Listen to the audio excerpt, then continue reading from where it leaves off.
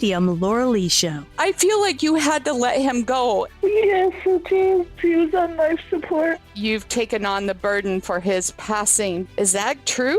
That is right. There's something to do with a Barbie doll. He used to stick the old school Barbie dolls in the cake. Oh my God, you're giving me goosebumps right now. The radio medium Laura Lee Show. Tune into your spirit every Tuesday at 4 p.m. You're tuned in to Money Matters Boston, 1120 AM WBNW. This is WBNW 1120 AM, the Money Matters Radio Network. This is the Money Matters Radio Network, WBNW 1120 AM and W275 CM FM. Concord, Boston, the Money Matters Radio Network. Sometimes we know what's next. Other times, it's impossible to know. Life can change in an instant.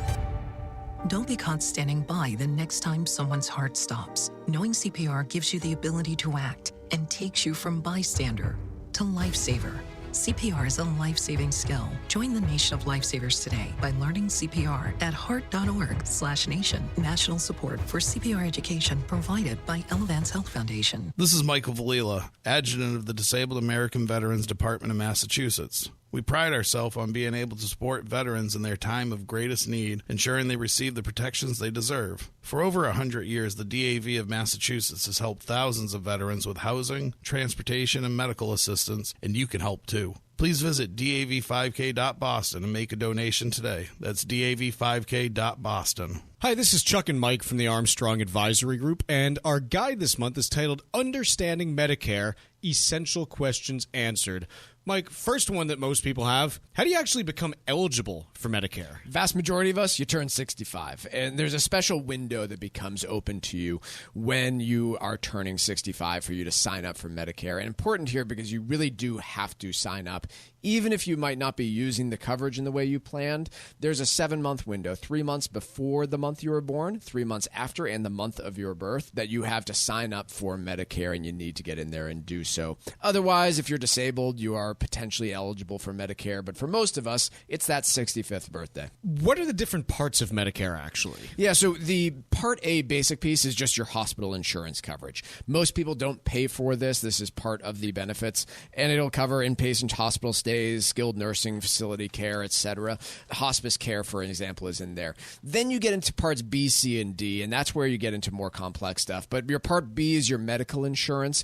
Part C is your Medicare Advantage plans, and then Part D is an important one when you're retired as well, your prescription drug coverage, and that's where getting a professional involved there to help you consult on what you might need given your specific health needs is important. The guide is titled Understanding Medicare, Essential Questions Answered, and it discusses these topics as well as a host of other ones. How do you request it? Call 800-393-4001. That phone number again to request the guide is 800-393-4001 for the guide Understanding Medicare, Essential Questions Answered. The proceeding was paid for by Armstrong Advisory Group, a registered investment advisor. Nothing in the ad or in any Armstrong guide is specific financial, legal, or tax advice. Consult your own financial, tax, and estate planning advisors before making any investment decisions. Armstrong may contact you to offer investment advisory services. Estate and asset protection are the keys to a successful retirement. Cushing & Dolan's new guide is called Back to the Basics. It contains a simple blueprint that will help you create a retirement plan that protects your assets from probate and the nursing home, while also giving you guidance about how to create your will and set up your beneficiaries so that your family's financial security is intact as you get older.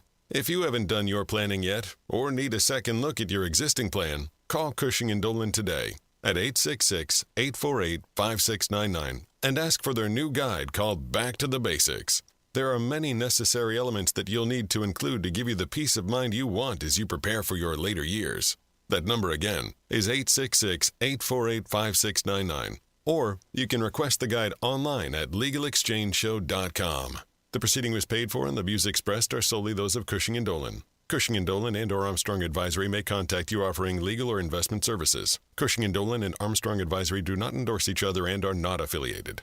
The calendar is turned and the cold is here to stay. So now's the perfect time to plan that getaway to the U.S. Virgin Islands. Act now and take advantage of a special promotion to St. Croix. Experience a vibe like no other. and receive a $250 per person airfare credit and a free hotel night when you book a 5-night minimum stay with any participating hotel before June 30th, 2025. St. Croix is known for its incredible history and spectacular architecture, along with world-class cuisine, incredible golf courses, and a wide variety of water sports. From the moment you arrive, you'll fall naturally in rhythm with the heartbeat of the islands. There's no money to exchange, and travel from New England could not be easier. America's Caribbean paradise is waiting for you.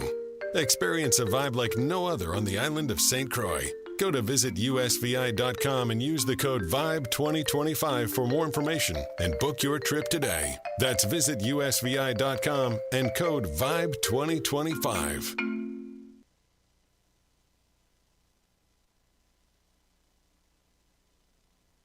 The Financial Exchange is produced by Money Matters Radio and is hosted by employees of the Armstrong Advisory Group, a registered investment advisor. All opinions expressed are solely those of the hosts, do not reflect the opinions of Armstrong Advisory or anyone else. Investments can lose money. This program does not offer any specific financial or investment advice. Please consult your own financial, tax, and estate planning advisors before making any investment decisions. Armstrong Advisory and the advertisers heard on this program do not endorse each other or their services. Armstrong and Money Matters Radio do not compensate each other for referrals and are not affiliated.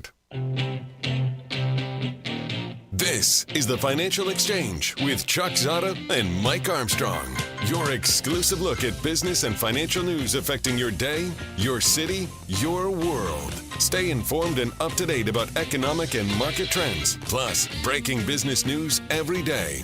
The Financial Exchange is a proud partner of the Disabled American Veterans Department of Massachusetts. Help us support our great American heroes by visiting dav5k.boston and making a donation today.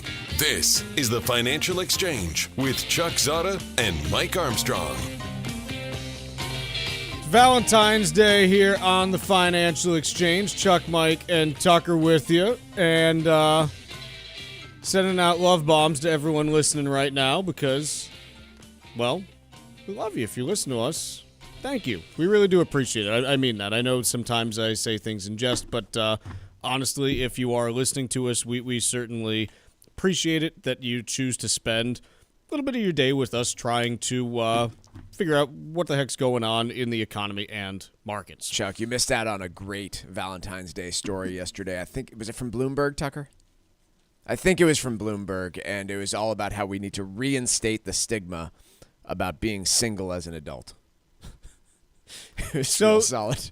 I hope it's from Bloomberg because that really follows their tradition of it's an opinion piece. If inflation's too high, let your pet die. That was their piece from 22 or 23, I think. Yeah. So this one is, hey, if no one loves you, you should be called a loser. And it was basically that we need to be more comfortable with settling to increase the birth rate. No.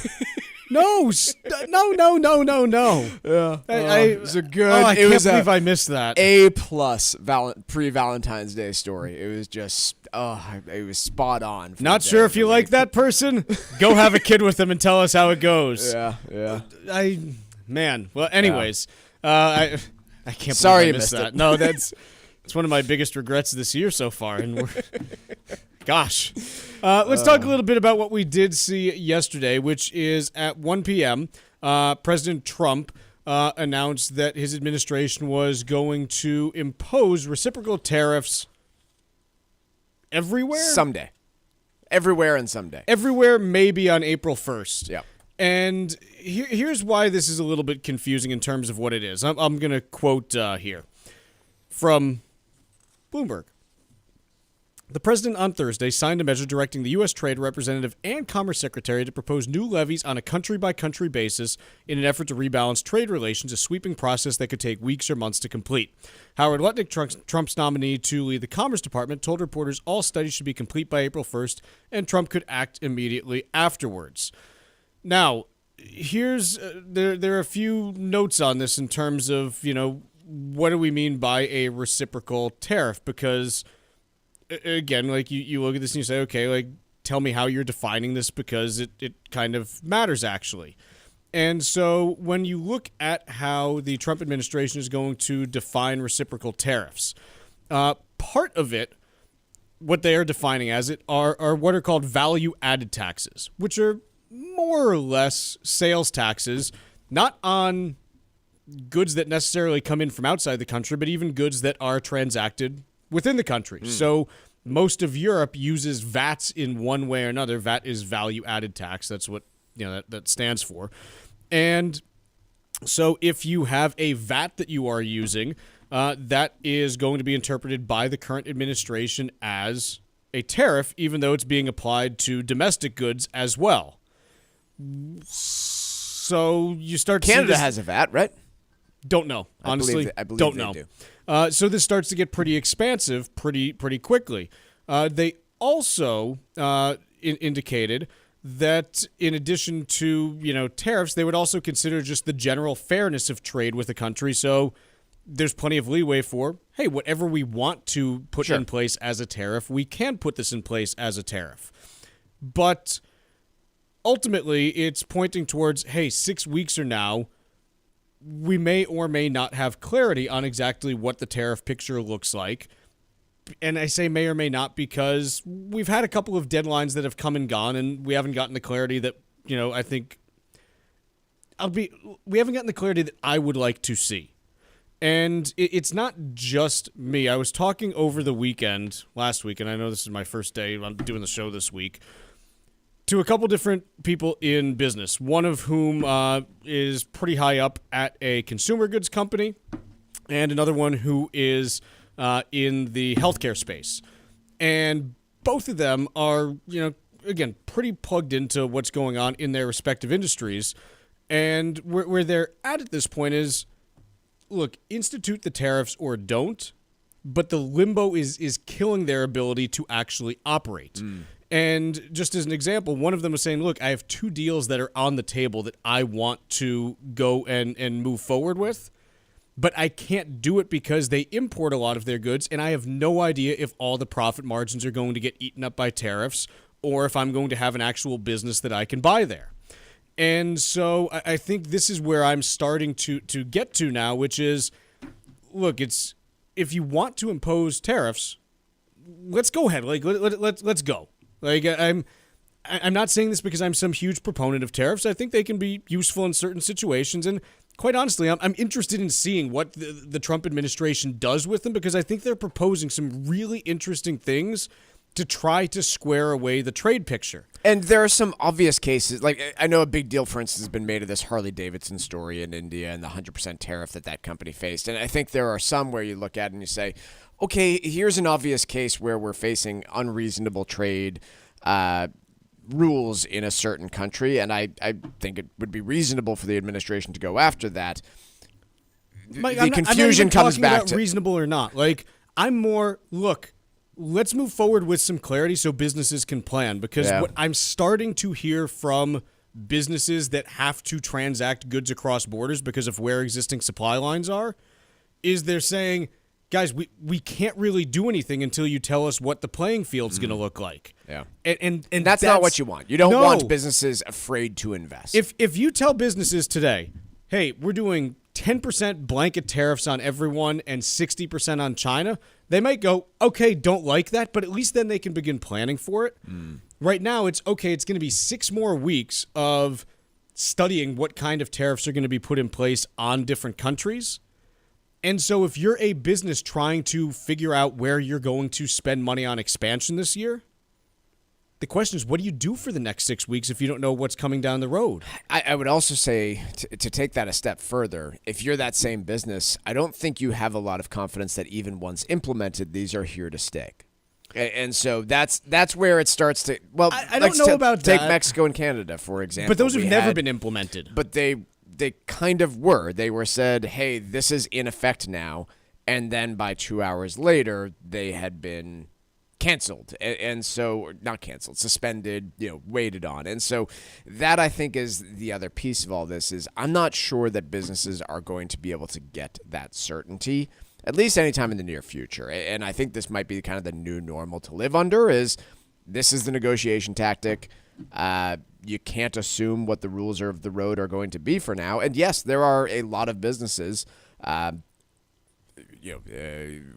liquor exporters and vehicle manufacturers who are probably going to say we are not going to invest in a new supply chain, in a new bottling facility, in a new manufacturing facility this year because there's too much uncertainty about what goes forward. You talk about just about any business that deals with hard goods, right, is in that situation. And if you're a home builder, okay, there was a pause on Canada tariffs for 30 days. Things don't exactly seem warm and friendly between the U.S. and like the subsequent, what have we been, like 14 days now? Sure. Okay, so am I going to pull a permit for a new house not knowing what the cost of lumber is going to be? Well, I think what we're going to start seeing again that we saw back in 2020 was these kind of weird-looking home building contracts, for example, right? Do you remember these where it was like, okay, here's the price of the home, but you're going to have a variable price when it comes to lumber. I got an escalator, of $50K because I don't know what my lumber and PVC cost is going to be. Yeah, I think that might be the type of thing we do. I could see that. And again, you can deal with that, but it's tough to get a mortgage. It's tough to, have a few steps in this process with that uncertainty. But, businesses will find their way around it eventually. I guess where I'm at on this is, look, if there was ever a convincing time to not convincing time, like a time where you're like, look, just impose the tariffs and let's go on this. It was kind of like now. The U.S. economy has been really strong for the last, 3 to 6 months now after showing a little bit of weakness late summer. And it's strong enough that I think it could stomach it, quite honestly. And the danger that you have now is, okay, the uncertainty slows the U.S. economy and then you impose tariffs on top of it. What does that potentially do? Again, I don't know that this materializes into anything, but this is just what I'm hearing in terms of, hey, can we get some certainty on the tariff side of things? And personally, I'd like to see it before April 1st. I'd like to see it sooner, but it is what it is. It's what it's going to be. This dovetails into this piece from the New York Times. Hot inflation raises stakes of Trump's tariffs. I'm not buying inflation as a problem for this year. So are you not buying it as a problem because you're not buying the January report? You think it was a blip on the radar because of bad data? Not bad, because of what actually happened. I think this is going to be very similar to what we saw last year, where the Q1 inflation data came in a little hot and the Fed rightly looked through it. And I think they're right to look through it in this case also. I don't think inflation is going to be an issue as it relates to this year. Couple different reasons for that. The first is, again, you're starting to get a little bit more data out there showing just a modest cooling in the U.S. economy, and that makes it a little bit harder for inflation to stay elevated. The other piece that I keep looking at and thinking of, it's been in the news a lot the last couple days, is, hey, what's happening with the Russia-Ukraine situation? And if there is some kind of peace deal that's agreed, you better believe there's going to be a part of that includes Russian oil coming back to the global market, and that makes a big difference from an inflation perspective. And so I just don't buy the inflation side of things as being a real problem here. I'm poo-pooing that, and I'm much more concerned with, hey, are we potentially heading into a little bit of a slowdown growth scare type of situation? Not that heads to recession necessarily, but just that slows down a little bit over the next 3 to 6 months. Let's take a quick break. When we come back, you want to do any more tariff talk, or you want to move to retail sales from this morning? Let's go to retail sales. The latest news on inflation and how the markets are reacting every morning, right here on the Financial Exchange Radio Network.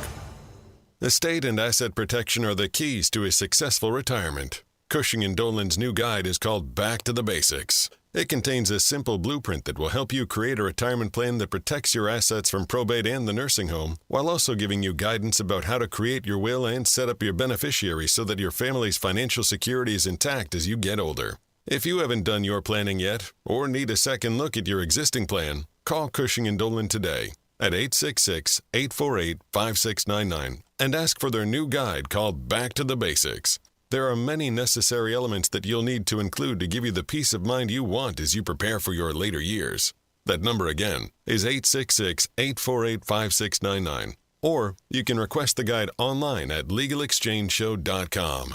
The proceeding was paid for and the views expressed are solely those of Cushing & Dolan. Cushing & Dolan and or Armstrong Advisory may contact you offering legal or investment services. Cushing & Dolan and Armstrong Advisory do not endorse each other and are not affiliated. The calendar is turned and the cold is here to stay. So now's the perfect time to plan that getaway to the U.S. Virgin Islands. Act now and take advantage of a special promotion to St. Croix. Experience a vibe like no other and receive a $250 per person airfare credit and a free hotel night when you book a 5-night minimum stay with any participating hotel before June 30th, 2025. St. Croix is known for its incredible history and spectacular architecture, along with world-class cuisine, incredible golf courses, and a wide variety of water sports. From the moment you arrive, you'll fall naturally in rhythm with the heartbeat of the islands. There's no money to exchange, and travel from New England could not be easier. America's Caribbean paradise is waiting for you.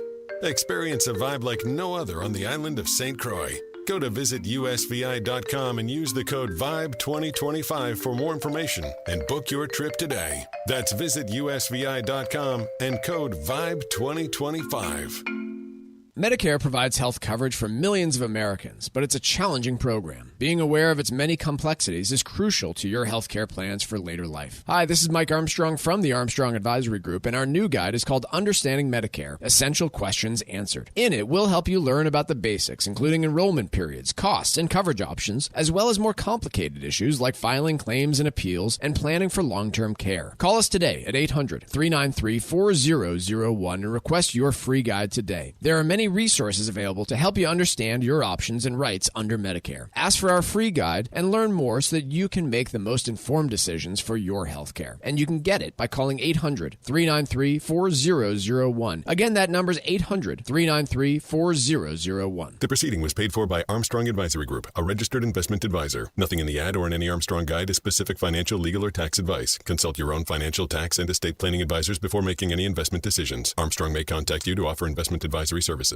Did you outgrow your timeshare and now you want out? But you can't. You can't sell it, and you can't get out of the contract. Imagine trying to get out of your mortgage. That's what a timeshare is. You can't just call up the bank and say, I don't want to pay it anymore. But we may be able to help you do just that. Listen, a timeshare maybe for you once was a great thing, but now you don't use it much. And they are not easy to get rid of. Plus, you do have to pay for it every month. Qualified timeshare owners can get out of their contract legally and permanently without ruining your credit or even filing bankruptcy. And imagine, no more mortgage payment or fees. Call the Timeshare Exit Hotline qualification line now. It's free to learn more. 800-455-7967. 800-455-7967. 800-455-7967. That's 800-455-7967. Paid for by Timeshare Defense.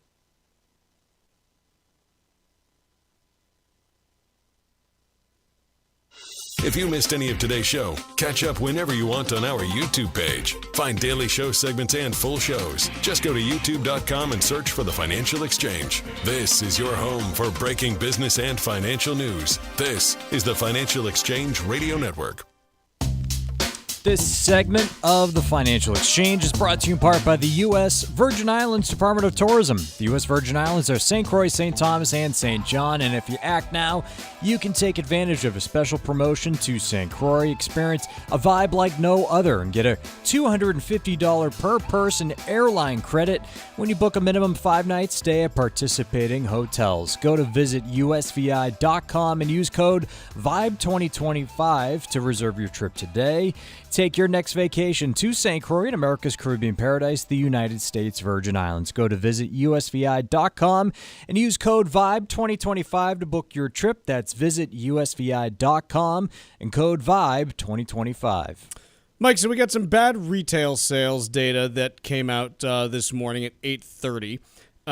Basically, it was not good, down 0.9% month over month. Expectations for a decrease of 0.2%, correct? 0.1. Okay. And if you look at it excluding autos, it was down 0.4. So the auto decline was greater, which you would expect because autos had been strong the last couple months with people trying to front-run tariffs. And so that net minus 0.4 was worse than the 0.3 that was expected there. So a couple different ways to look at this. One is, hey, this is a tariff front-running thing, and we're going to have a couple months of weak retail sales data because people were buying cars and expensive things, TVs and furniture and whatnot, over the last couple months, and so that's going to come back and bite us a little bit short term. Possible. So that's explanation number one. Explanation number two, the weather in January, outside of, what we had here in the Northeast, really bad. And people probably weren't buying things as a result. Okay. Atlanta had school closed for 4 days, so parents were stuck inside with their kids for over a tenth of the month. And that was across a lot of the Southeast, but I use Atlanta as an example. Hadn't considered that, but I do remember friends of mine going to Disney World with their kids and it being 46 degrees. It snowed in New Orleans. Yeah. Other things that you saw during the month of January. Wildfires in California. Los Angeles was kind of a mess then, and so probably not a ton of shopping going on. Yeah. So I use weather. I don't like to use weather as an excuse, but I'm just saying, hey, this could contribute a little bit to this because those are two areas that you typically don't see disrupted in that fashion at this time of year.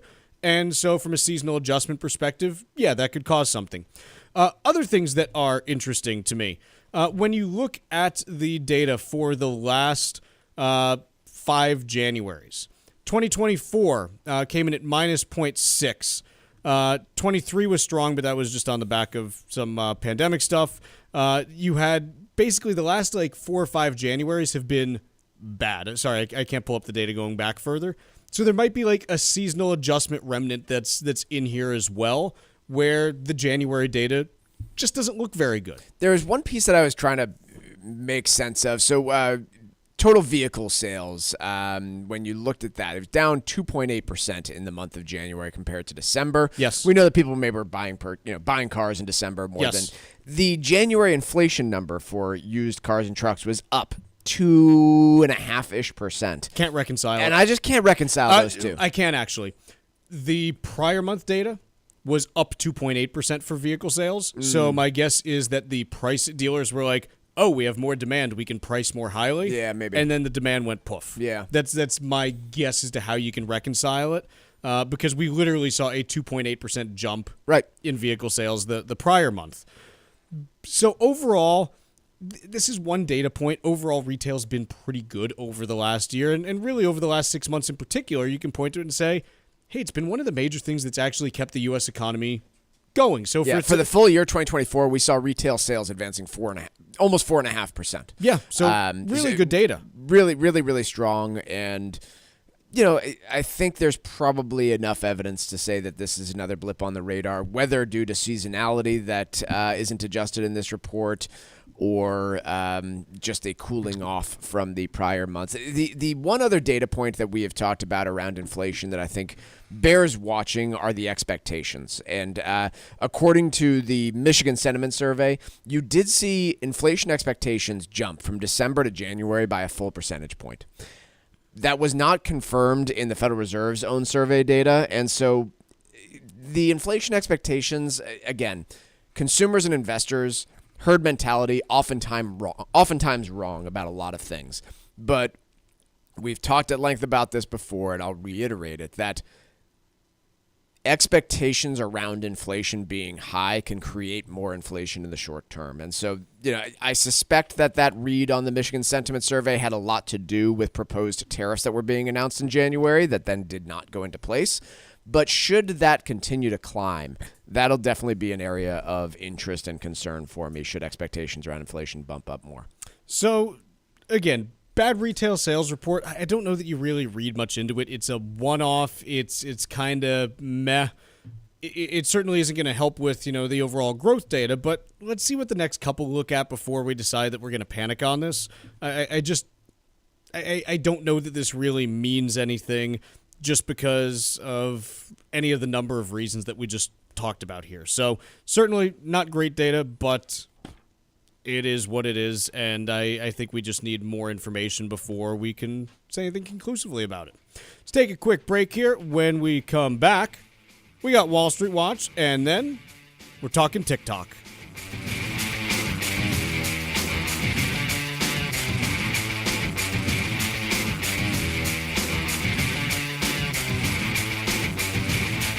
Like us on Facebook and follow us on Twitter @TFE Show. Breaking business news is always first, right here on the Financial Exchange Radio Network. It happens all over Massachusetts. Can you tie my shoes? In every home, and every community. Be careful on your bike. Learning can happen anytime, anywhere. We'll see you at practice this weekend. And no matter how learning takes place in your family's life, DESE is there as your partner. The Massachusetts Department of Elementary and Secondary Education. Never stop learning.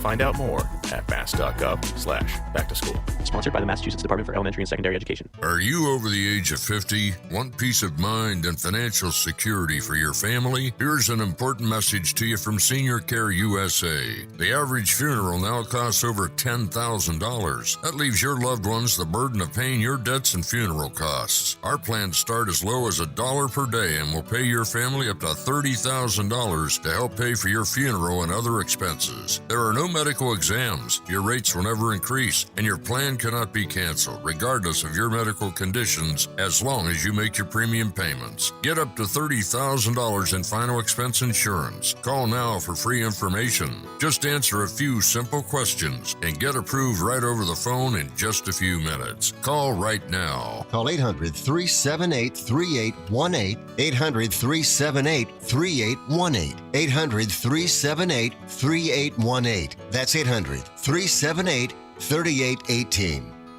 Hi, I'm Michael Valila, Adjutant of the Disabled American Veterans Department of Massachusetts. The DAV of Massachusetts provides thousands of hours of voluntary services at our VA medical centers and soldiers' homes and is the only DAV department in the country to lead a veterans housing initiative for both single veterans and those with families. These programs are critical to serving our veterans in their time of need. You can help our great American heroes by making a donation today. Please visit dav5k.boston. That's dav5k.boston.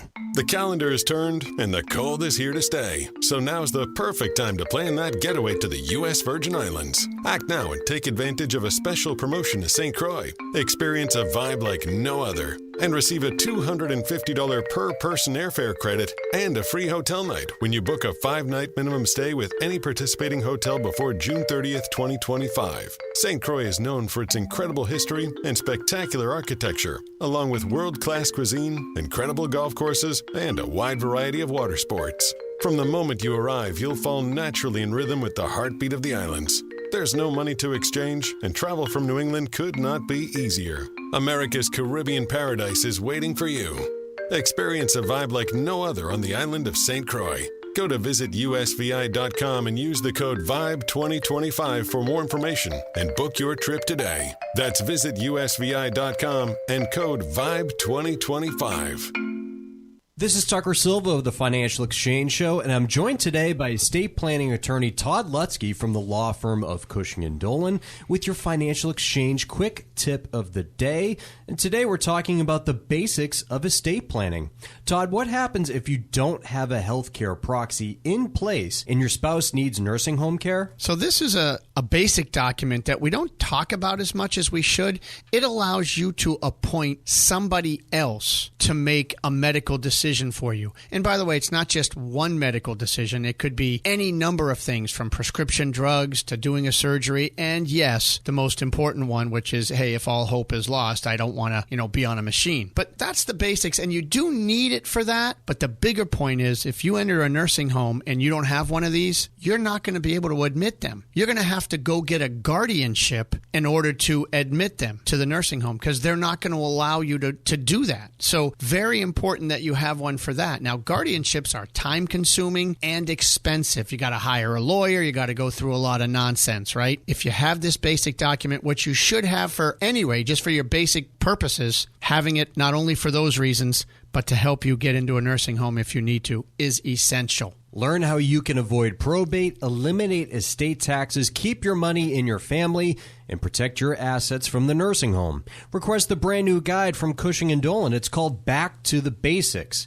866-848-5699, or you can request it from their website, legalexchangeshow.com. Cushing & Dolan have been helping families like yours for more than 30 years. Call 866-848-5699 or request it from their website, legalexchangeshow.com. The proceeding was paid for and the views expressed are solely those of Cushing & Dolan. Cushing & Dolan and or Armstrong Advisory may contact you offering legal or investment services. Cushing and Armstrong do not endorse each other and are not affiliated.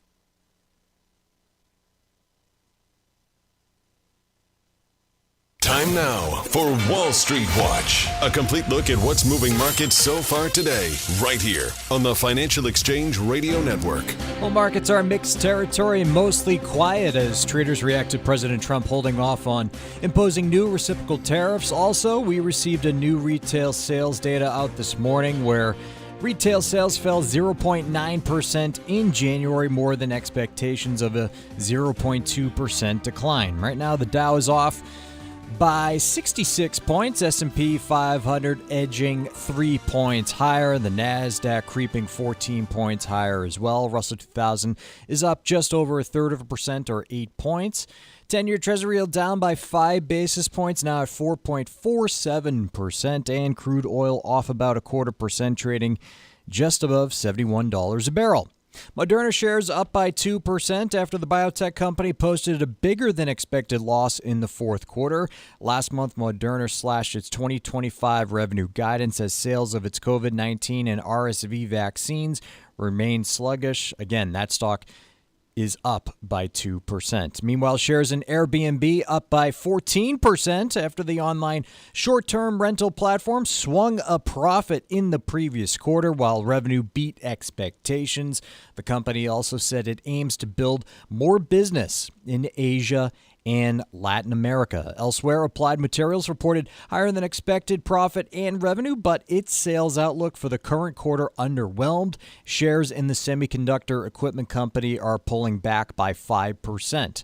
Coinbase reported a surge in quarterly revenue and profit, benefiting from a post-election rally. However, that stock pulling back by 6% today. Speaking of crypto, CNBC is reporting that GameStop is considering investing in Bitcoin and other cryptocurrencies. However, the video game retailer is still determining whether the move would be whether that would be a wise business move. GameStop jumping by 5%. Video stream company Roku reported a narrower than expected loss and revenue that topped forecasts, boosted by an increase in accounts and spending per household. That stock jumping by 14%. And shares in Boston-based DraftKings also jumping by 14% after the online gambling giant reported quarterly results that missed the mark. However, it did raise its 2025 revenue guidance. I'm Tucker Silva, and that's Wall Street Watch. Is it bad that every time I hear about a gambling company raising revenue guidance, all I think of is more people losing money? They're taking more of your money? Yeah.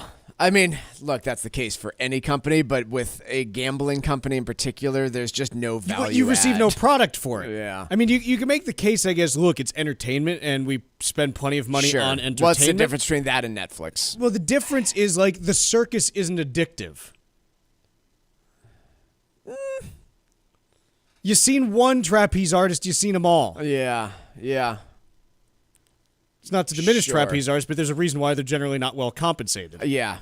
Again, I get it, but then we're drawing the line between the addictive nature of gambling versus gaming versus binge watching Netflix, which I do agree there's a rolling grade there, but we pay for a lot of things that are not terribly productive. Here's the thing: in value. if you watch a bad Netflix show, you don't say, well, let me spend some more and watch a better one.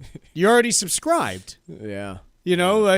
Whereas with I digress. We don't need to go into all that, but it's just hey, they raised their revenue guidance. Great, they're taking more money. Okay, fine. Apple and Google, they've got TikTok back in their app stores.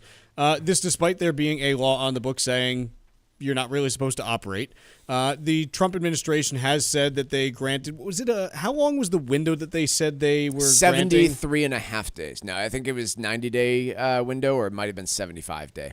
So they're trying to figure out a way to come to a deal that would basically allow it to pass muster with the law that was passed by Congress for last year. The parent company of TikTok, ByteDance, has pretty much said, look, we're not really interested in a deal. Which, if they actually mean that, let me. I just want to get to why those of you listening know why I really don't like TikTok. It's because it's owned by a Chinese company who, by law, has to turn data over to the Chinese government, and by virtue of that, over to the Chinese military if requested. And so the idea that, hey, you've got a social media network that is required by law to turn data over to the Chinese military if needed doesn't really sit well with me. That's kind of a problem. And I got to just draw this difference out here for a moment. That is fundamentally different. You might say, the same thing kind of exists with secret courts in the United States when it comes to things like terrorism and things like that. And to a limited extent, that's true. But does everybody remember a few years ago the mass shooting in California that shot up? I think it was a government office, former employees. Yeah. Was that right? And the government took Apple to court to say, we need you to unencrypt the message traffic. And Apple said no. For these places. And Apple said no and didn't do it. And they still sell plenty of smartphones in the U.S. And so, again, key fundamental difference between how the U.S. system works and the Chinese system works. Moving on. Anyways, where was I going with this? So, here's why I think if ByteDance actually means it when they say, no, we're not interested in selling, we're either going to shut it down or continue to operate it ourselves, it means one thing. It means they don't care about the money. Right. They don't care about the product. All they care about is the data and the access to it.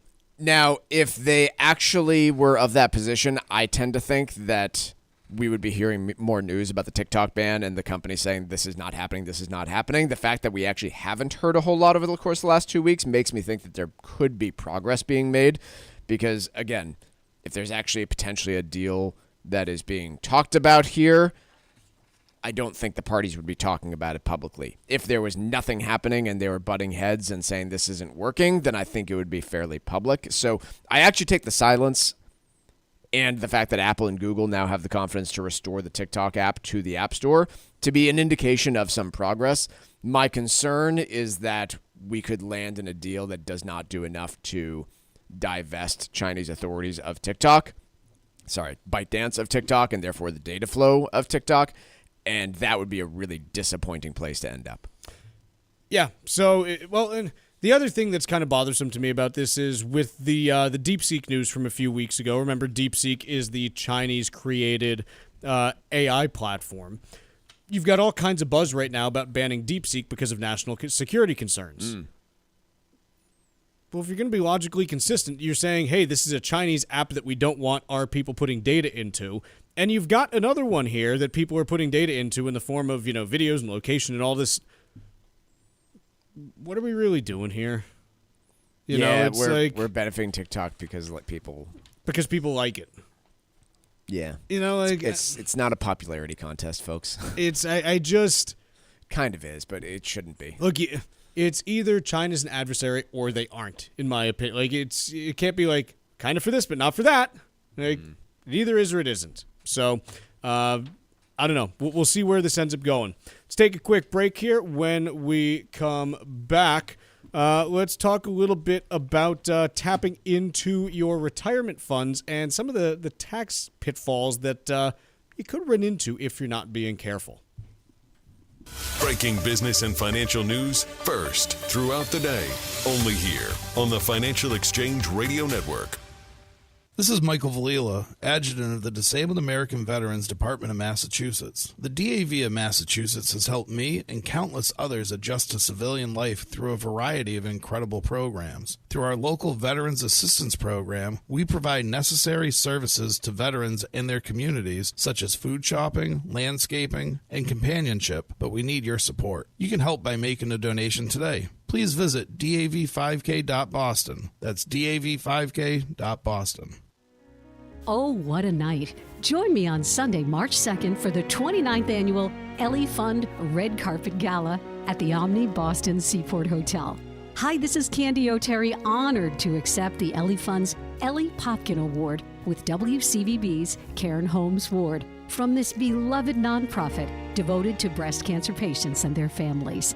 EllieFund.org, that's EllieFund.org, and don't forget to wear pink.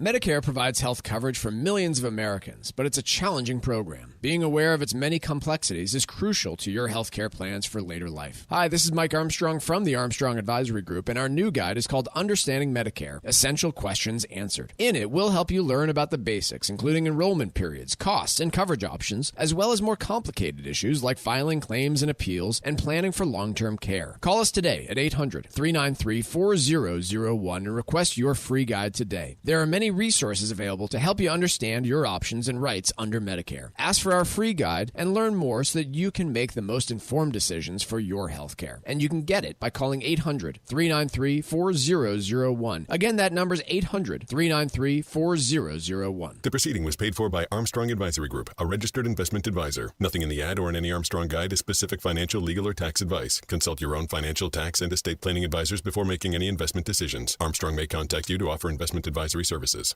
The calendar is turned and the cold is here to stay. So now's the perfect time to plan that getaway to the U.S. Virgin Islands. Act now and take advantage of a special promotion to St. Croix. Experience a vibe like no other and receive a $250 per person airfare credit and a free hotel night when you book a 5-night minimum stay with any participating hotel before June 30th, 2025. St. Croix is known for its incredible history and spectacular architecture, along with world-class cuisine, incredible golf courses, and a wide variety of water sports. From the moment you arrive, you'll fall naturally in rhythm with the heartbeat of the islands. There's no money to exchange, and travel from New England could not be easier. America's Caribbean paradise is waiting for you.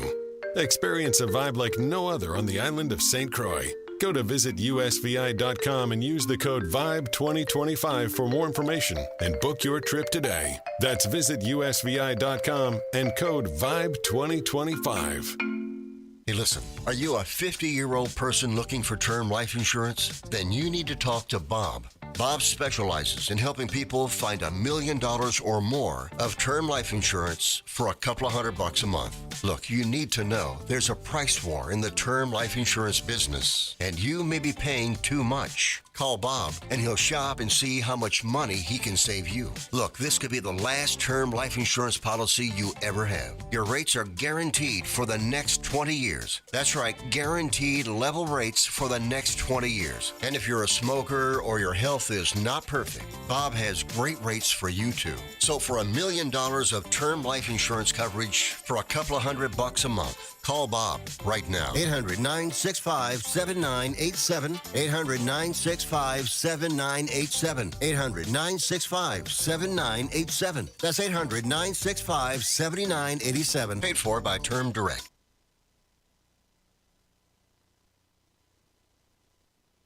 Find daily interviews and full shows of the Financial Exchange on our YouTube page. Get caught up on anything and everything you might have missed. This is the Financial Exchange Radio Network.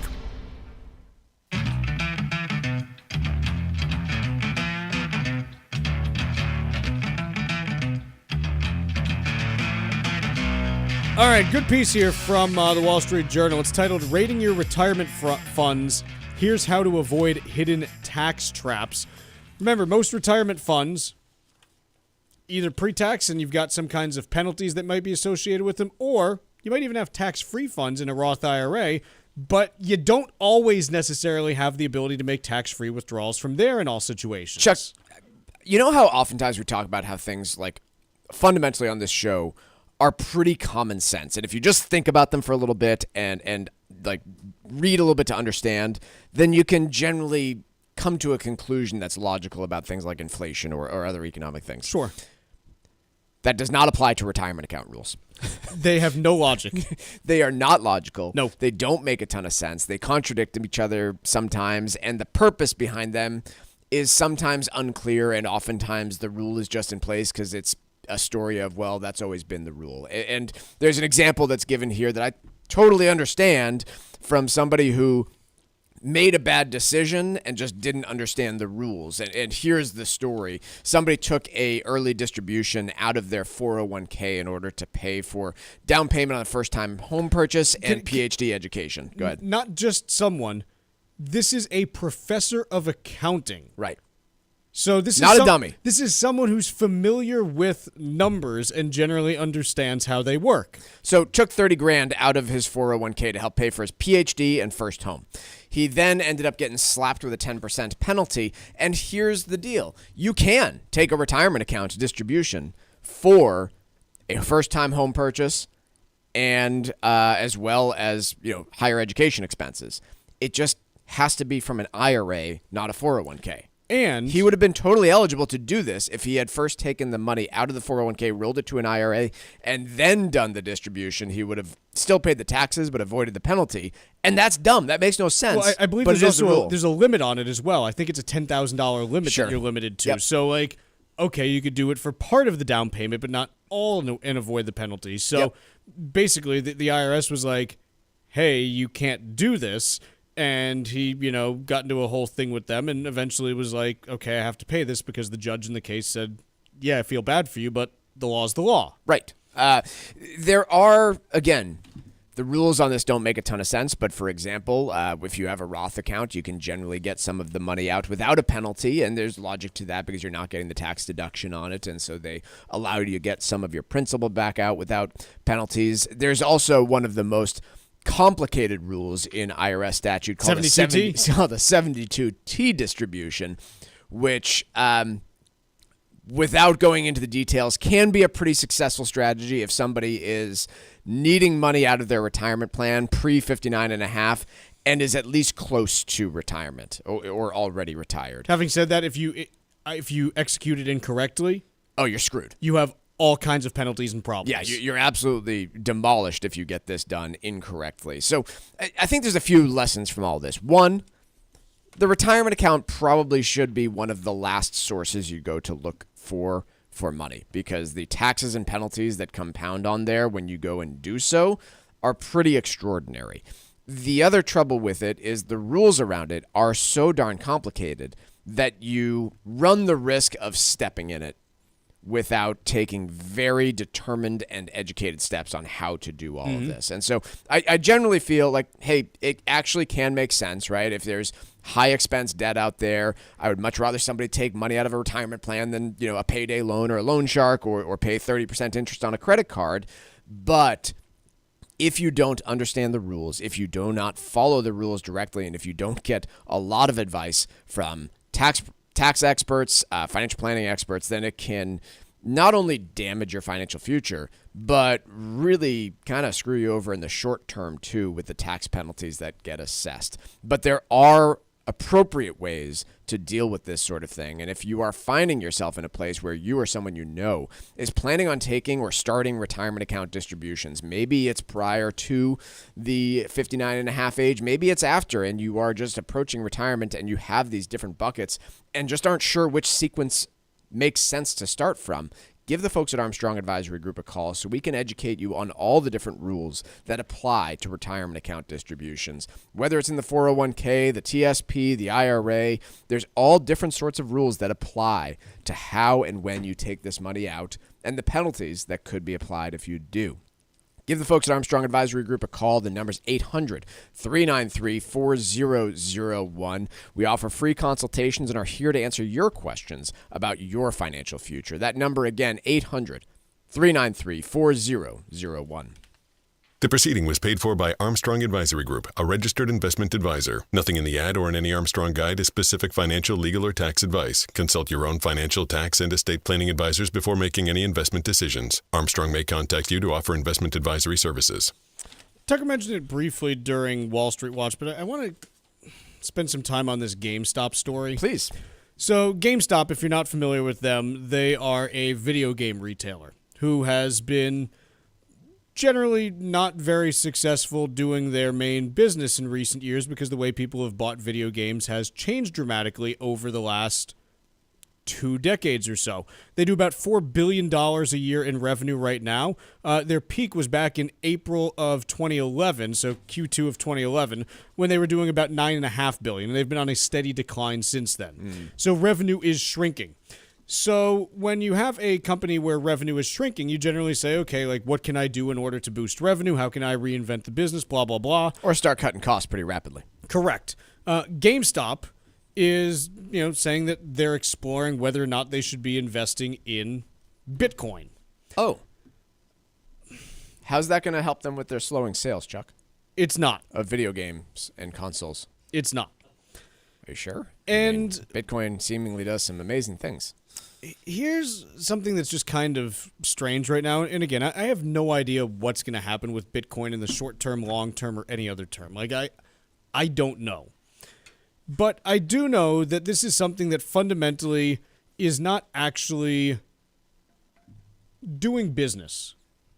If the valuation, if your idea to, drive the stock price at your company is not actually creating a business that has meaningful value for your customers, but instead is, hey, can we buy an asset that might go up in price? I'm not sure you're really a company. It's kind of grifty, quite honestly. Yeah, and, it's easy to just kind of joke and make fun of this company as being ridiculous, and I do think that this decision is absolutely preposterous. Can you imagine a few decades ago, for example, General Electric saying, hey, we're having a slowdown in our business, so you know what we're going to do? We're going to speculate on the price of gold. Right, we're buying a bunch of platinum, and we're going to see how it goes. Pardon me? Like, no, that's not really what you do. My concern about this and a few other things that we've been seeing in markets, whether it's zero-day options, whether it is, we've always had leveraged ETFs, but leveraged ETFs on very specific assets, for example. We are very much today. Oh, and actually, didn't a investment custodian announce that they were going to allow sports gambling on the investment platform via ETFs? I think that I saw a news story like that. I think someone's doing prediction markets. I don't know. Yeah. So maybe. In any case, we are getting to a point now where we are significantly blurring the lines between investing and gambling. And that's my concern is it's fine until it isn't. Yeah, it will potentially reach a breaking point where Americans just lose confidence in the idea of investing because they no longer know what it is, and they are mixing speculation, gambling, and investing all in one place. Which, by the way, this is why U.S. security laws were developed in the 1930s, was because everyone got roasted at the end of the 1920s. Yeah. Can you imagine having some of these things in an IRA? But that's where we are heading is, you can do a lot of this stuff, and I think a lot of people are educated on it, but a lot of folks just don't fundamentally understand the difference between gambling and investing. Let's take a quick break here. Still a lot more to come, including, are millennials the reason why rents are so high, man? Yeah. That's right. A little bit of millennial talk. Kicking off hour 2 in a little bit.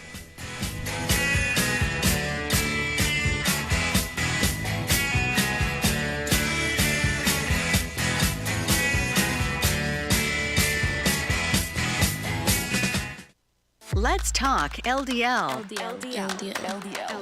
AKA bad cholesterol. The higher your LDL cholesterol, the higher your risk of a heart attack or stroke. Your health matters. Know your number. Talk to your doctor and get your cholesterol checked. And learn how to help lower your LDL bad cholesterol. Because your health is in your hands. Find out more at heart.org/LDL. Environmental nonprofit Ocean River Institute is working with communities to tackle climate change with nature-based solutions that feature slowing water down and building more soil with grasses and plants. Research indicates that people acting in their own neighborhoods can build an inch of soil in a year and slow sea level rise down by as much as 25%. Please visit oceanriver.org for more information on opportunities to make a difference and go the distance for savvy stewardship of a greener and bluer planet Earth. Did you outgrow your timeshare and now you want out? But you can't. You can't sell it, and you can't get out of the contract. Imagine trying to get out of your mortgage. That's what a timeshare is. You can't just call up the bank and say, I don't want to pay it anymore. But we may be able to help you do just that. Listen, a timeshare maybe for you once was a great thing, but now you don't use it much. And they are not easy to get rid of. Plus, you do have to pay for it every month. Qualified timeshare owners can get out of their contract legally and permanently without ruining your credit or even filing bankruptcy. And imagine, no more mortgage payment or fees. Call the Timeshare Exit Hotline qualification line now. It's free to learn more. 800-455-7967. 800-455-7967. 800-455-7967. That's 800-455-7967. Paid for by Timeshare Defense. This is the Money Matters Radio Network. WBNW 1120 AM and W275 CM FM. Concord, Boston. The Money Matters Radio Network. It happens all over Massachusetts. Can you tie my shoes? In every home and every community. Be careful on your bike. Learning can happen anytime, anywhere. We'll see you at practice this weekend. And no matter how learning takes place in your family's life, DESE is there as your partner. The Massachusetts Department of Elementary and Secondary Education. Never stop learning. Find out more at mass.gov/back-to-school. Sponsored by the Massachusetts Department for Elementary and Secondary Education. Hey, listen, are you a 50-year-old person looking for term life insurance? Then you need to talk to Bob.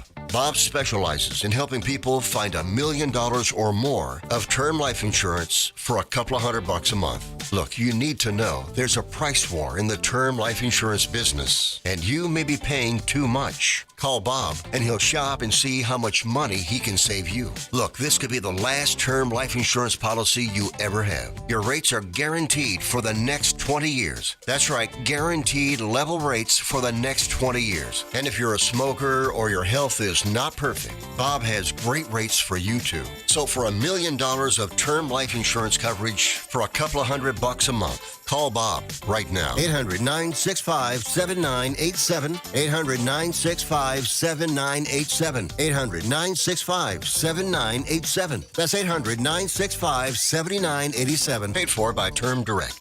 The calendar is turned and the cold is here to stay. So now's the perfect time to plan that getaway to the U.S. Virgin Islands. Act now and take advantage of a special promotion to St. Croix. Experience a vibe like no other and receive a $250 per person airfare credit and a free hotel night when you book a 5-night minimum stay with any participating hotel before June 30th, 2025. St. Croix is known for its incredible history and spectacular architecture, along with world-class cuisine, incredible golf courses, and a wide variety of water sports. From the moment you arrive, you'll fall naturally in rhythm with the heartbeat of the islands. There's no money to exchange, and travel from New England could not be easier. America's Caribbean paradise is waiting for you. Experience a vibe like no other on the island of St. Croix. Go to visitusvi.com and use the code VIBE2025 for more information and book your trip today. That's visitusvi.com and code VIBE2025. This is Michael Valila, Adjutant of the Disabled American Veterans Department of Massachusetts. We focus on the people returning from service, not their specific illness or injury. Our number one goal is to make sure our veterans have the necessary services they need, be it physical, emotional, or financial, so that their transition can be seamless. You can help our great American heroes as well by making a donation today by visiting dav5k.boston. That's dav5k.boston. Protecting your assets is the key to a sound estate plan. Cushing & Dolan's new guide is called Back to the Basics, and in it, you'll learn how to protect your assets from probate and potentially eliminate your estate taxes. Call 866-848-5699 right now and ask for your free guide today. That's 866-848-5699, or request the guide online by visiting LegalExchangeShow.com. The proceeding was paid for and the views expressed are solely those of Cushing & Dolan. Cushing & Dolan and or Armstrong Advisory may contact you offering legal or investment services. Cushing & Dolan and Armstrong Advisory do not endorse each other and are not affiliated. As a busy mom to 4 kids, my to-do list is full. Trying to fit in exercise, eating right, and prioritizing self-care can feel next to impossible. While we can't add more hours to the day, we do have a great resource to help. Go Red for Women has easy tips, tools, and information to help you and your family live a healthier life. So to all the moms, the aunts, grandmothers, and amazing women out there doing it all, visit goredforwomen.org/momlife today. You take care of them, Go Red for Women will take care of you. Hi, this is Chuck and Mike from the Armstrong Advisory Group, and our guide this month is titled Understanding Medicare, Essential Questions Answered. Mike, first one that most people have, how do you actually become eligible for Medicare? Vast majority of us, you turn 65, and there's a special window that becomes open to you when you are turning 65 for you to sign up for Medicare. And important here because you really do have to sign up. Even if you might not be using the coverage in the way you planned, there's a 7-month window, 3 months before the month you were born, 3 months after, and the month of your birth, that you have to sign up for Medicare, and you need to get in there and do so. Otherwise, if you're disabled, you are potentially eligible for Medicare, but for most of us, it's that 65th birthday. What are the different parts of Medicare, actually? Yeah, so the Part A basic piece is just your hospital insurance coverage. Most people don't pay for this. This is part of the benefits, and it'll cover inpatient hospital stays, skilled nursing facility care, etc. Hospice care, for example, is in there. Then you get into Parts B, C, and D, and that's where you get into more complex stuff. But your Part B is your medical insurance. Part C is your Medicare Advantage plans, and then Part D is an important one when you're retired as well, your prescription drug coverage, and that's where getting a professional involved there to help you consult on what you might need given your specific health needs is important. The guide is titled Understanding Medicare, Essential Questions Answered, and it discusses these topics as well as a host of other ones. How do you request it? Call 800-393-4001. That phone number again to request the guide is 800-393-4001 for the guide Understanding Medicare, Essential Questions Answered. The proceeding was paid for by Armstrong Advisory Group, a registered investment advisor. Nothing in the ad or in any Armstrong guide is specific financial, legal, or tax advice. Consult your own financial, tax, and estate planning advisors before making any investment decisions. Armstrong may contact you to offer investment advisory services.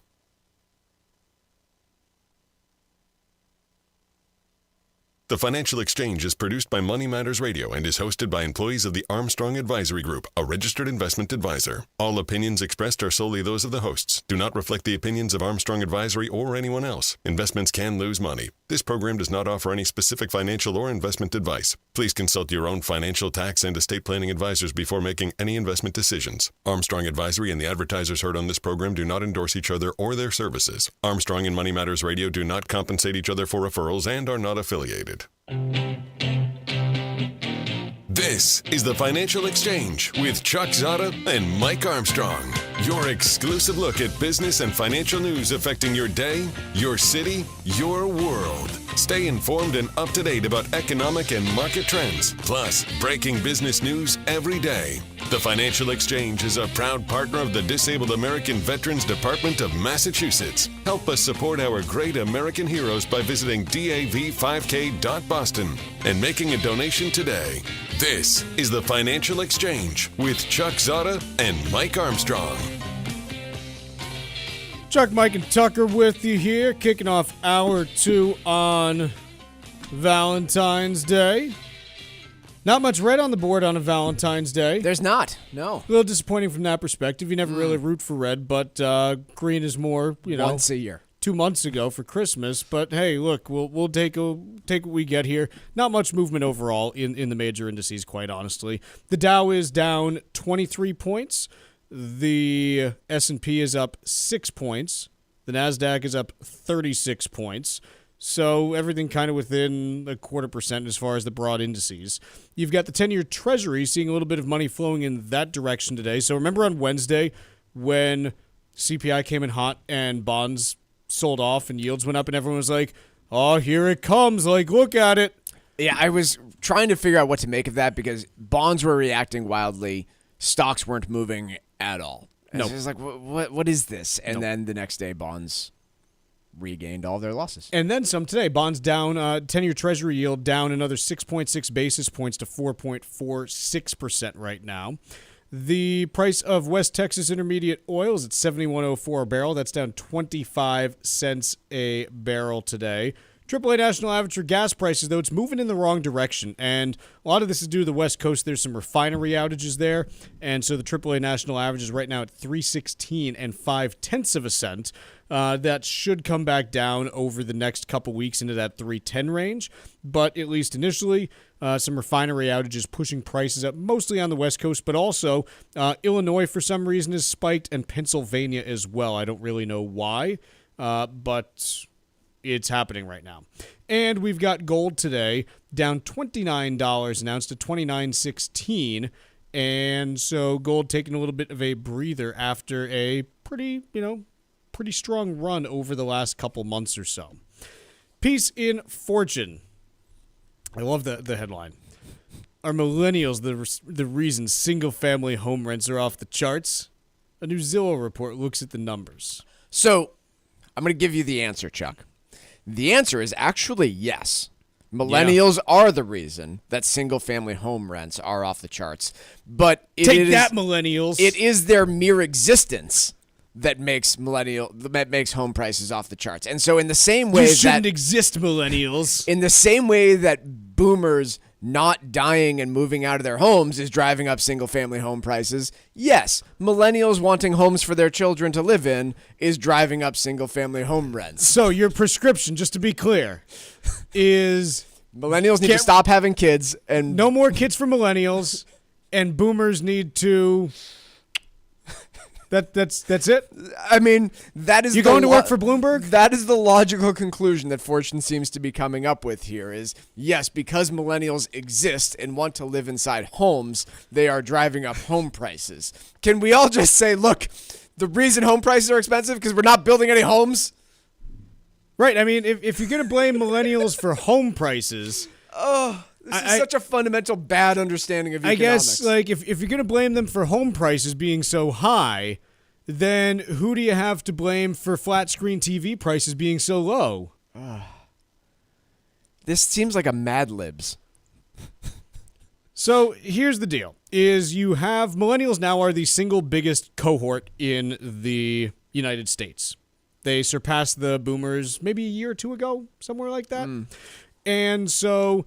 yes, whatever millennials do is going to have an outsized impact on the economy. Yeah, if they all go back to avocado toast, we're going to see avocado prices go to egg prices. Never We're gonna be left. in trouble.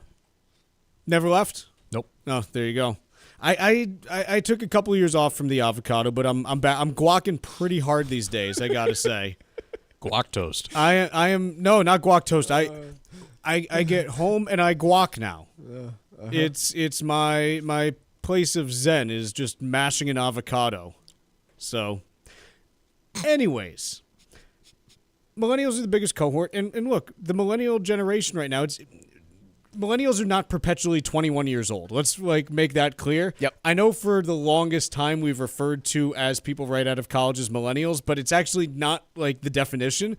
Millennials are anyone born between, I think it's 1980, 1979 and 1996. It's one of my biggest pet peeves going. Is that people still think millennials are 21? Yes. Yeah, I hear boomers complaining about millennials when they're talking about 18 to 20-year-olds. I'm that's not a millennial. Stop it. I disagree. I'm a millennial.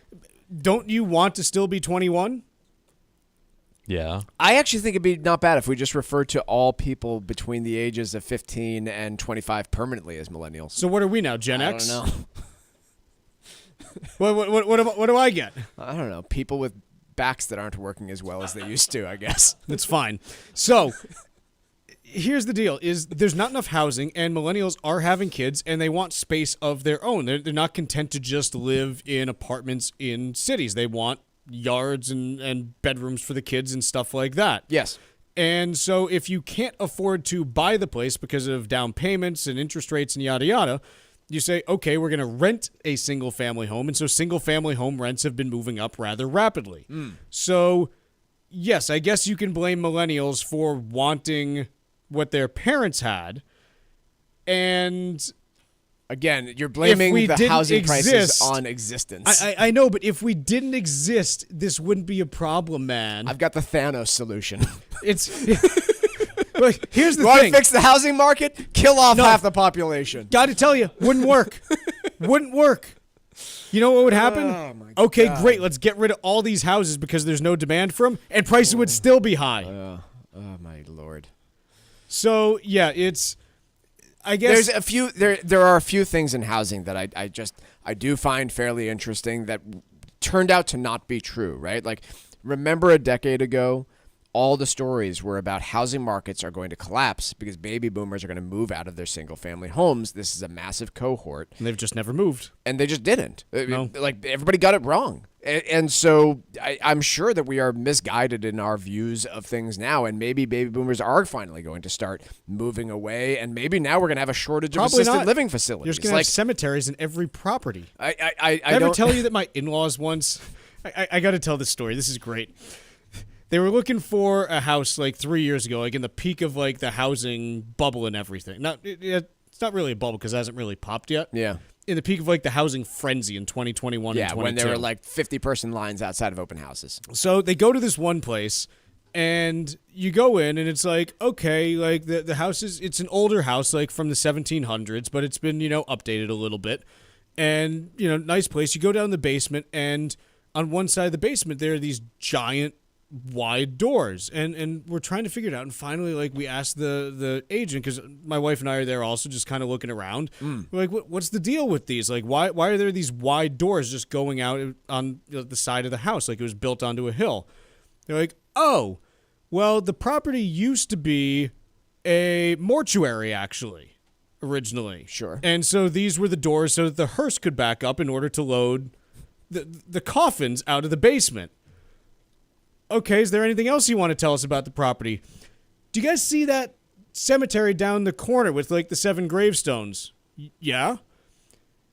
That's actually deeded into the lot, and beyond that, the family that currently lives here has it deeded that they'll be allowed to be buried here even once the property is transferred. Thank you. I think we'll be moving on. I don't know. It seems like a new way to make interesting friends. Sure. Little Beetlejuice situation going on. Quiet neighbors, But, a little bit like, didn't realize that's what was going on here. But yeah. Thanks. Like, I found it interesting. You know, it was kind of cool, but ultimately just wasn't quite going to work. Just every piece that gets written about housing is just hilarious in new and uninvented ways, and this is a good one, that millennials are to blame for rising rent prices in single-family homes. Yes, they are. Let's take a quick break. When we come back, Ted Rossman from Bankrate joins us to talk about the New York Fed's credit card debt report right after this. The Financial Exchange streams live on YouTube. Like our page and stay up to date on breaking business news all morning long. This is the Financial Exchange Radio Network. The calendar is turned and the cold is here to stay. So now's the perfect time to plan that getaway to the U.S. Virgin Islands. Act now and take advantage of a special promotion to St. Croix. Experience a vibe like no other and receive a $250 per person airfare credit and a free hotel night when you book a 5-night minimum stay with any participating hotel before June 30th, 2025. St. Croix is known for its incredible history and spectacular architecture, along with world-class cuisine, incredible golf courses, and a wide variety of water sports. From the moment you arrive, you'll fall naturally in rhythm with the heartbeat of the islands. There's no money to exchange, and travel from New England could not be easier. America's Caribbean paradise is waiting for you.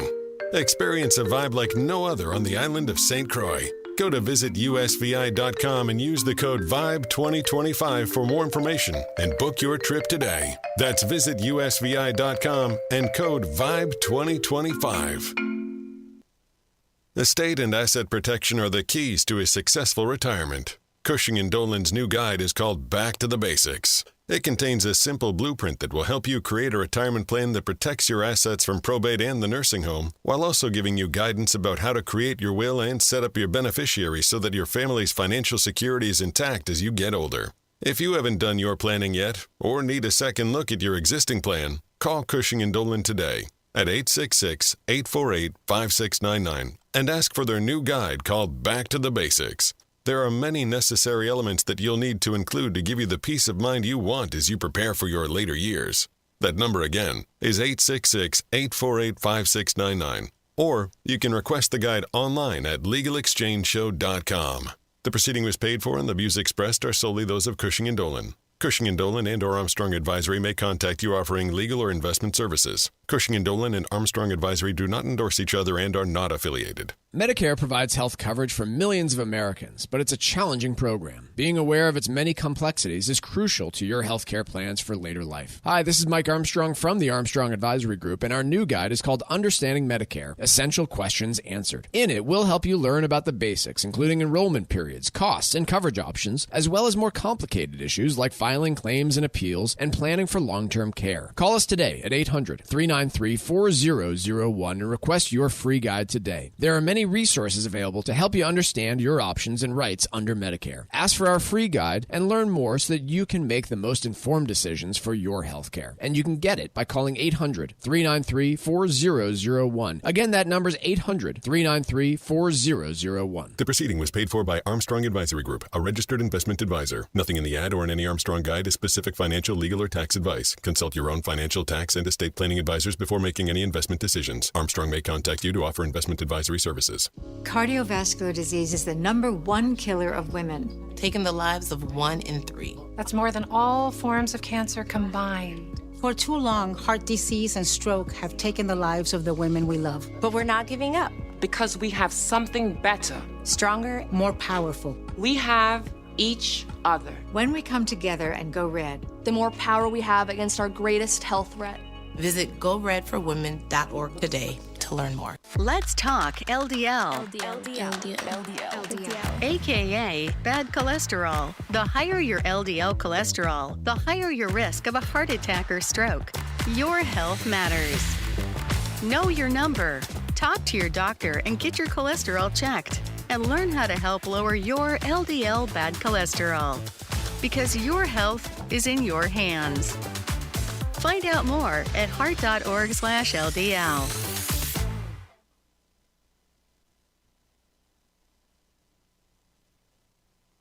The Financial Exchange Show podcast drops every day on Apple, Spotify, and iHeartRadio. Hit that subscribe button and leave us a 5-star review. You're listening to the Financial Exchange Radio Network. The Financial Exchange is proud of our partnership with the Disabled American Veterans Department of Massachusetts. This year's 5K will be here before you know it, so mark your calendars for Saturday, November 8th. We'll be keeping you updated on registration information in the coming weeks, but in the meantime, if you want to help our great American heroes right now, just visit dav5k.boston where you can make a donation today and support such programs, such as the Veterans Transportation Program, which takes injured vets to their medical appointments. That's dav5k.boston. Joining us now is Ted Rossman from Bankrate. Join us to talk about the New York Fed debt report that came out just yesterday. Ted, thanks for joining us. Appreciate it. Of course. Thanks for having me. So I'm sure I do not need to tell anyone listening that interest rates are, multi-decade highs right now, especially on things like credit cards and mortgages. What did we see out of this most recent report? How bad has the situation gotten, especially in that revolving credit space?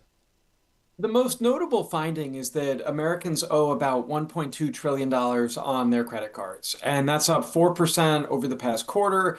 It's up 7% over the past year. If we zoom out a little bit, what's most significant is that figure is up 57% from the first quarter of 2021. That was when balances really started to lift off after the pandemic, because they actually fell in 2020 because of stimulus funds and people spending less during the pandemic. But ever since then, it's been off to the races. Inflation and high interest rates have made it harder to pay off this debt. Half of cardholders are carrying debt from month to month. So I hate to be alarmist about this type of thing, and I always keep going back to we have experienced a lot of inflation over the course of the last 5 years, an abnormal and an unusual amount of inflation that most Americans aren't used to. When we take a look at credit card balances and other forms of debt, compared to pre-COVID, pre all this inflation kicking off, and pre all the stimulus that helped pay down the debt, are we in a pretty similar place, or are we in a significantly worse place, inflation counted in these balances when you look at the data? The rate of change has slowed lately. Okay. But in general, a lot of the past few years, balances were growing a lot faster than they were pre-pandemic. So credit card debt's one of these interesting things where Generally speaking, it rises over time. Other than something really weird like the pandemic or the financial crisis, generally speaking, credit card balances grow a few percentage points every year. Yeah. And that's because of economic growth, it's because of population growth, more people using cards, less people using cash. These are balances too. It's important to remember that. They don't distinguish between what's paid in full at the end of the month and what's not. Sure. If you can be among those paying in full and avoiding interest and taking full advantage of rewards and convenience and buyer protections, then credit cards really work for you. So it's this kind of tale of two cities thing. I don't see credit card balances as a risk to the overall economy. In some respects, this is actually supporting economic growth, and the debt to income ratio is pretty low on a historical basis. But at the individual level, that's where we see some of the pockets of trouble when it comes to more people carrying more debt for longer periods of time. Did we see a typical bump up in the fourth quarter here with holiday shopping and that type of thing? I'm sure that happens almost every year given our habits around spending at year end. We did, yeah. It wasn't as big of a pop as we've seen in some other recent years, but still a pretty good pop in the fourth quarter. Normally, the cadence is that credit card balances usually fall a little bit in Q1. People have the post-holiday detox, they use tax refund money to pay off debt, and then balances usually rise in the second and third quarters, and then they really spike in the fourth quarter around the holidays. It followed the pretty typical pattern this year, I would say. Now, it'll be interesting to watch this current quarter when that gets reported in a few months. Do people follow through on the usual expectation of paying these balances down? We haven't seen quite as much in recent years in terms of tax refund money going towards debt. We're also seeing headwinds like higher prices and elevated interest rates. So my expectation is balances may fall a little bit this quarter, but perhaps not as much as we've gotten used to in the first quarter. Ted, at the end of last year, we saw the Federal Reserve lowering interest rates, and credit card rates oftentimes can tie to that and come down at the same time. But at the end of last year as well, you had the Consumer Financial Protection Bureau putting in new rules when it comes to credit cards. The Trump administration themselves has talked about 10% interest rate caps on credit cards. Have companies just been saying, hey, we need to hold on to our high interest rates for the time being until we see how this stuff plays out? Or have you actually seen average rates come down on balances? We've seen a little bit of a decline, but not all that noticeable. Credit card rates peaked at 20.79% on average last August. That was an all-time record. Now we're down to 20.1. So it's interesting that the Fed has cut by a full point, and yet the average credit card rate has come down less. It's come down about 69 basis points. Some of that has to do with the way rates are calculated, and we're talking about new offers, which are easier to keep elevated than existing customers. There's a few other sort of wonky statistical explanations, but a big one is that credit card delinquencies are at their highest point since 2011. And with that as the backdrop, issuers have not been in a rush to lower rates. I mean, honestly, even if credit card rates fell a few points from here, they would still be high. So that's where the advice is: take matters into your own hands, pay it all if you can. If you need more time, get a 0% balance transfer card or work with a reputable nonprofit credit counselor. These are some ways to lower the bite of high rates. Ted Rossman from Bankrate joining to talk to us about the state of credit card debt and debt in general from the Federal Reserve's Credit and Debt Survey for fourth quarter of this year. Ted, thanks so much for joining us. Appreciate it. We'll talk to you again soon. Sounds good. Thank you. All right, let's do a little bit of trivia here on the Financial Exchange. And Saturday Night Live is currently celebrating its 50th anniversary with festivities going on this entire weekend.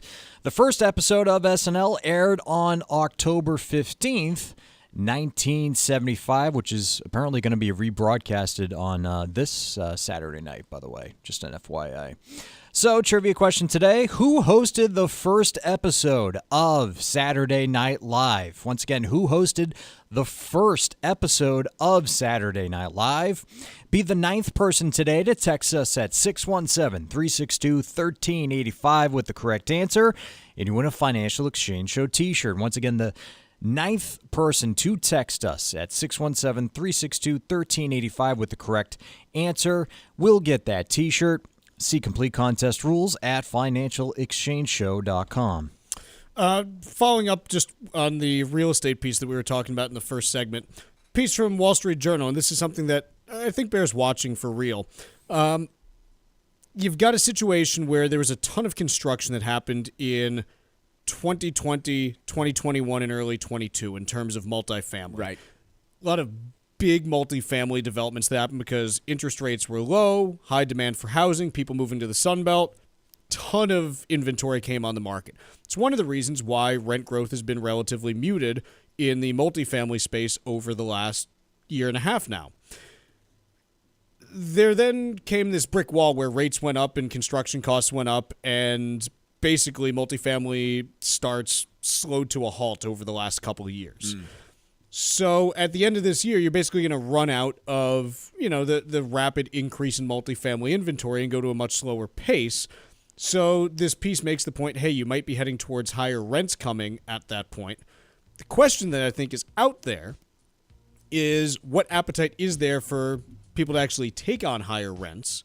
And if they can't, do they consider, kind of deforming households and merging back in? We'll talk more after this break. Bringing the latest financial news straight to your radio every day. It's the Financial Exchange on the Financial Exchange Radio Network.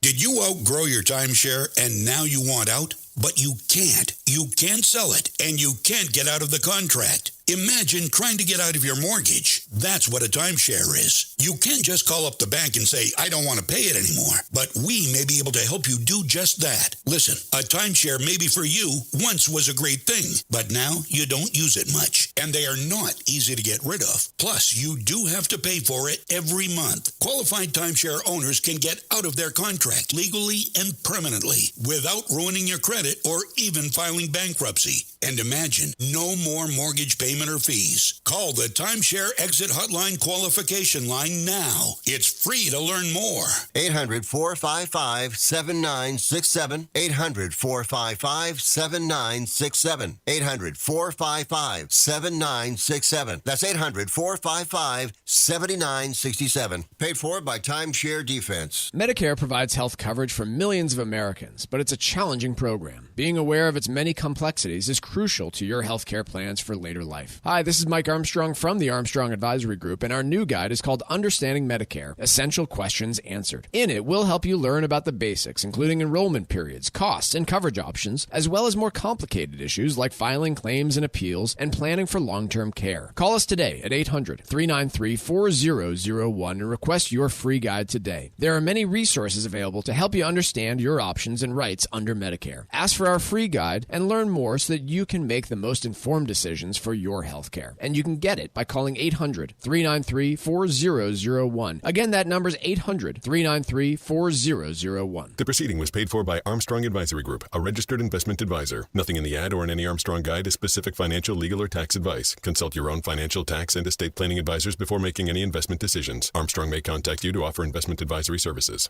The calendar is turned, and the cold is here to stay. So now's the perfect time to plan that getaway to the U.S. Virgin Islands. Act now and take advantage of a special promotion to St. Croix. Experience a vibe like no other and receive a $250 per person airfare credit and a free hotel night when you book a 5-night minimum stay with any participating hotel before June 30th, 2025. St. Croix is known for its incredible history and spectacular architecture, along with world-class cuisine, incredible golf courses, and a wide variety of water sports. From the moment you arrive, you'll fall naturally in rhythm with the heartbeat of the islands. There's no money to exchange, and travel from New England could not be easier. America's Caribbean paradise is waiting for you. Experience a vibe like no other on the island of St. Croix. Go to visitusvi.com and use the code VIBE2025 for more information and book your trip today. That's visitusvi.com and code VIBE2025. This is Tucker Silva of the Financial Exchange Show, and I'm joined today by estate planning attorney Todd Lutzke from the law firm of Cushing & Dolan with your Financial Exchange quick tip of the day. And today we're talking about the basics of estate planning. Todd, Massachusetts recently raised their estate tax exemption to $2 million. Do people still have to plan? Yes, it's a simple answer is yes, but let's think about it from a back to the basics standpoint, right? Some people think they don't even need a will, or if they have a will, that's all they need. First, I want you to know that a will is a won't. It won't avoid probate. It won't help you reduce estate taxes, which we're talking about. It won't help you protect assets from the nursing home, so it won't do a lot. So a will is really a won't, so please don't stop with a will. The reason you need to do a trust is this new exemption that you speak of went from $1 million to $2 million. So now with a trust, you are able to double that exemption by being a married couple and having a trust in place. You can shelter $2 million on the first death and $2 million on the second death to shelter $4 million. But you need a trust to do it. And while the exemption went up, which is good news, the cost of not planning just doubled. So very important to get your trusts in place. Learn how you can avoid probate, eliminate estate taxes, keep your money in your family, and protect your assets from the nursing home. Request this brand new guide from Cushing & Dolan. It's called Back to the Basics. Call 866-848-5699 or visit LegalExchangeShow.com to request it. Cushing & Dolan have been helping families like yours for more than 30 years. Once again, the phone number 866-848-5699 or request it from their website, LegalExchangeShow.com. The proceeding was paid for and the views expressed are solely those of Cushing & Dolan. Cushing & Dolan and or Armstrong Advisory may contact you offering legal or investment services. Cushing and Armstrong do not endorse each other and are not affiliated. The latest news on inflation, the Fed, the economy, and how the markets are reacting every morning, right here on the Financial Exchange Radio Network.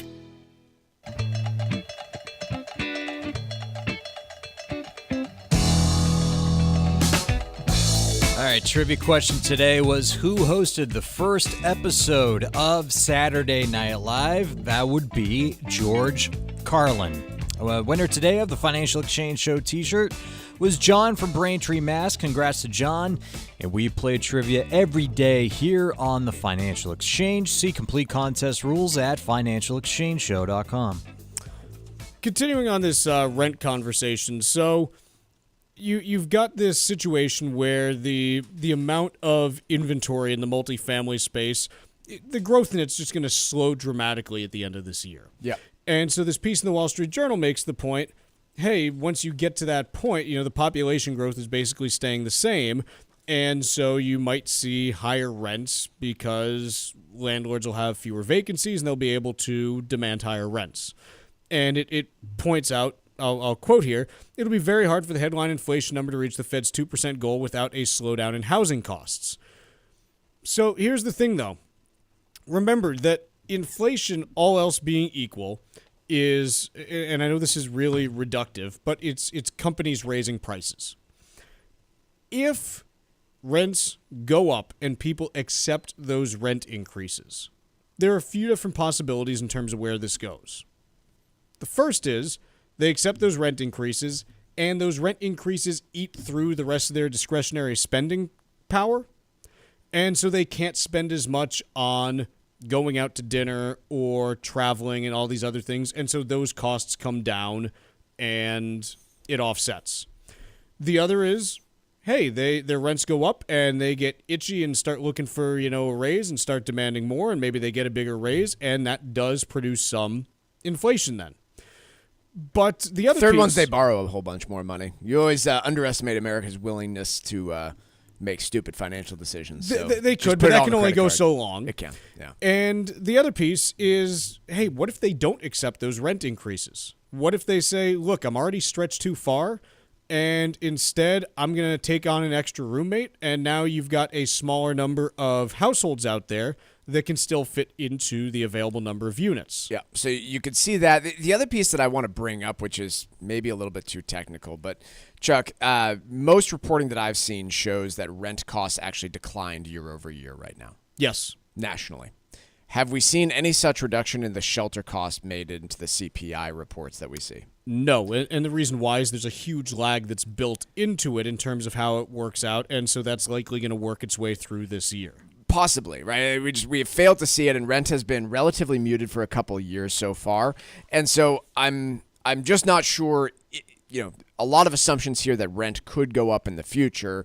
Again, all else equal, I would suspect it would. But when we start seeing that in inflation data and whether or not it influences the Fed's decision making, a lot of questions that are open on that front. If you're nearing retirement age and are concerned about how to protect your assets, you need to call Cushing & Dolan, the experts in elder law. Their new guide is called Back to the Basics, and it will help you create a plan that can help you understand issues like avoiding probate, passing your assets along to your family, and potentially eliminating your estate taxes.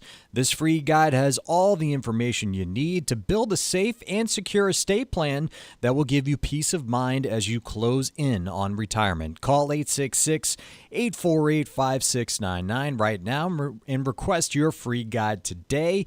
You can also request a no-obligation consultation to review any current planning you've done. Cushing & Dolan have been helping families like yours for more than 30 years. Let them help you too.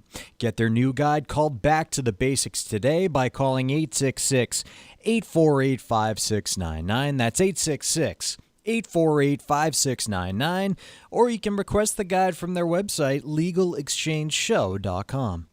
The proceeding was paid for and the views expressed are solely those of Cushing & Dolan. Cushing & Dolan and/or Armstrong Advisory may contact you offering legal or investment services. Cushing and Armstrong do not endorse each other and are not affiliated. We then have one of my favorite headlines that I've seen this year. The piece doesn't match up to the glory of the headline. The jobs are there, but America must now create the workers. Robots. How does one go about creating workers? It's like, okay, this is very technical. Let me see how we get. It all comes back to our Valentine's Day story from yesterday, Chuck. If we need to stigmatize single people and encourage them to have more babies so we can create future workers. But that's future workers. How do like a baby comes out of the womb and you can't really put it to work now. True. They're kind of like little slugs for a while. Yeah. They're very cute slugs, but they can't really do much. Yeah, true. So how do we create workers? We retrain workers is what they are really talking about. Is there any evidence that we're good at that? No, actually, we're quite a bit of evidence that we're pretty bad. Like I used to be all about like the idea of job retraining. It sounds great. But a job is more complicated than that. And I don't just mean like doing the job. There's a lot of our identity that's tied up in a job. Like you lose your job, like as an example. I'm going to look at West Virginia, just because West Virginia has been economically downtrodden for the last 20, 30 years now. And quite honestly, it kind of sucks. Not West Virginia, but the fact that this is where it is, because look, for better or for worse, the prior 200 years, West Virginia was kind of the engine of the U.S. economy. Yeah. Like it produced the coal that allowed us to do everything. And the fact that it is what it is right now is kind of sad, because there are families that have been there for generations that, hey, like my grandfather was a coal miner, my dad was a coal miner, I was, and then the jobs went away. And like it's a pretty common refrain that you hear. And the people who are all about job retraining are, well, like you just have to, train those people to, be, plumbers, or you can train them to learn how to code, or really what you're talking about is training them to move somewhere else and do a different job. And that's a tough sell. And it's hard because our identity is tied up in those jobs and in the locations that we live. Yeah. And just say, let's be honest, most jobs can't be done remotely. No, the vast majority of them can't. I mean, I'm guessing probably like 30% of jobs can be done remotely. And especially the ones that are in extremely high demand right now can't be done remotely. Correct. So when you talk about this, and specifically this is talking about like skilled workers, one doesn't simply become a skilled worker. I mean, I've been in the financial industry for almost 16 years now. I thought I was a skilled worker somewhere around year 2 or 3. I probably wasn't until year 8 or 9. It takes a while to actually get there. You think you're there before you actually are. I'd also say that I don't know, so we're not great at training workers to become skilled workers in certain areas. I'd also say that there's a fair bit of evidence that the U.S. government doesn't have a lot of great expertise of identifying appropriate areas of investment. Right? Like no. You take a look at where, private investment has been made by the U.S. government, and there's been a lot of misses. And so I'm not sure you want the U.S. government saying, hey, here is where we are going to go retrain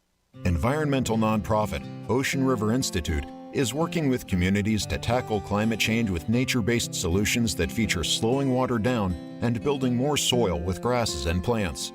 Research indicates that people acting in their own neighborhoods can build an inch of soil in a year and slow sea level rise down by as much as 25%. Please visit oceanriver.org for more information on opportunities to make a difference and go the distance for savvy stewardship of a greener and bluer planet Earth. Here at the Massachusetts Department of Elementary and Secondary Education, we are committed to all students not only attending, but succeeding at school. Your presence is powerful. Share why you attend at doe.mass.edu. Sponsored by the Massachusetts Department of Elementary and Secondary Education.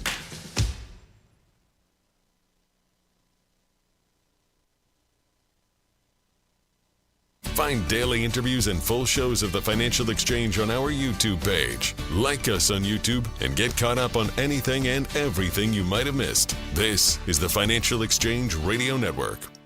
Ladies and gentlemen, the weekend.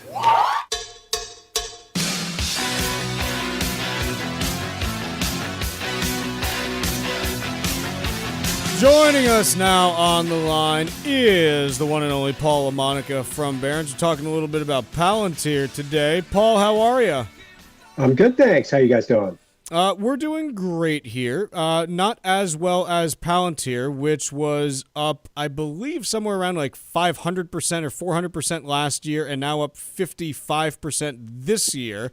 What are they doing right at this point, aside from everything? Exactly. Yeah. I mean, it's been a stunning run for the stock. I think investors are extremely excited in an almost cult-like way about their, hopes for riding the AI wave. Given they have a big business with contracting for the defense, department here in the U.S. as well as other, defense agencies around the world, but also expanding that business, their big data AI analytics for commercial corporate customers as well. And I think it's a company that a lot of people are viewing in a similar light to NVIDIA in the sense that they have this first mover advantage. They have a visionary CEO in Alex Karp, who's compared favorably to Jensen Huang at NVIDIA. So I think that's one of the reasons why this stock has surged, but it does beg the question of, is this too far too fast at a PE of more than 200 times earnings estimates? It's just a lot to digest in such a short period of time. Well, and I guess, look, here's the thing that I'm trying to sort through on this is NVIDIA, like their revenue has doubled year over year. The margins are 60+%. There's, you see the pipeline out there of companies saying, hey, here's going to be our CapEx the next couple of years. And even though it's expensive, you say, okay, I can see a world in which this makes sense. With Palantir, and again, I guess I am trying to poo-poo it. I guess I am. No, fair enough. I look at it and I go, okay, the revenue's up 30% year over year. The margins are 10%. It's a fine company. Like it's making money. It's cash flow positive. Like it looks good. It's not to say that like this is some horrible company, but can't I find a bunch of companies out there with 30% growth last year and 10% margins? And why is this one getting all the love? Yeah, I mean, obviously, I think a lot of it is part of the trend that is helped lift the entire market over the past year and a half or so. So being a major kind of poster child for AI helps. And again, I think there is that cult-like following. But what's interesting is as I wrote in my story, it's actually not a stock that is as shorted as you might expect. I mean, short interest, better investors betting against it, thinking that the stock's going to go down. It's only about 4% or so of the float, which is relatively low for a stock that has done this well. I mean, companies that are, hated by short sellers tend to have, 20% or higher short interest, and the market average is only about 2% of shares being held short. So Palantir, I think it's a company that investors are either afraid to short it because they don't want to get squeezed even higher, or they just don't feel that, despite its valuation, that it's something that you should bet against because it does have the strong fundamentals. But all that being said, if you own the stock, it probably behooves you to take a little bit of money off the table. I mean, I closed my piece with a manager who said that he is, every time that the stock doubles, he takes some money off the table, even if he's worried that he may miss further upside and be wrong by worrying that the stock may go down. He'd rather be safe than sorry, as he jokes in the story. Luck has been your co-pilot in this case, so pulling some chips off the table isn't the worst thing in the world to do. When you look at Palantir, does this? I guess the question that I have is, you noted that they have, a number of defense contracts and this and that. With all of the talk about reining in spending in government, how is that not affecting the view on this negatively? No, it is a great question. I think that there are legitimate worries in the Trump administration with Elon Musk and Doge about what could happen to defense spending going forward, but you don't get the sense, maybe the Defense Department cuts back on people, and maybe there is a chance that they slow some of the classic, military spending on actual, weapons, missiles, etc., if they feel that there's not a need for that in this current world. But I seriously doubt, particularly with Elon Musk being an AI proponent as well, that they would cut back on any real AI tech investments. So Palantir is probably, maybe not immune to any Doge-like cuts to the DoD budget. They probably are. There's less risk, I think, of Palantir having, defense spending, coming down in a major way on their technology. Very good. Appreciate the time, Paul. Have a good one. Thanks a lot. You too. That is Paul LaMonica from Barron's talking about Palantir. Relatively harmless but still misleading AI story of the day. Oh, yeah. What do we got? A popular true crime series that was airing on YouTube was actually all fake, entirely created using ChatGPT to come up with the ideas, and then an AI image generator to come up with the images used to create the story on YouTube. The most popular video, titled "Husband's Secret Gay Love Affair with Stepson Ends in Grisly Murder," was watched by some 2 million people. When interviewed when the creator was interviewed, he claimed that he didn't really see the problem, that, quote, true crime is entertainment masquerading as news, and that his content was less exploitive than traditional true crime media. I think the main problem that I have with the whole story is the fact that you called it true crime. It's false crime.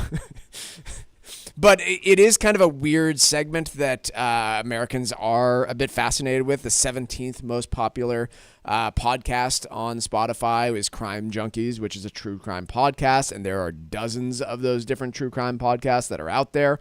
But yeah, when you create something using AI and call it true crime and then get taken down by YouTube because it's not true crime.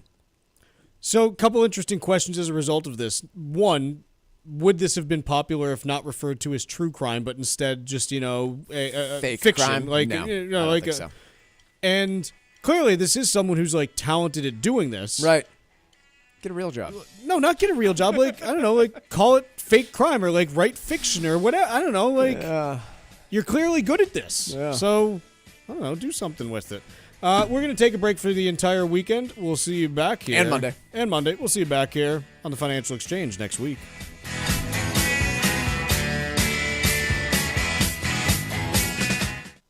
This is Mike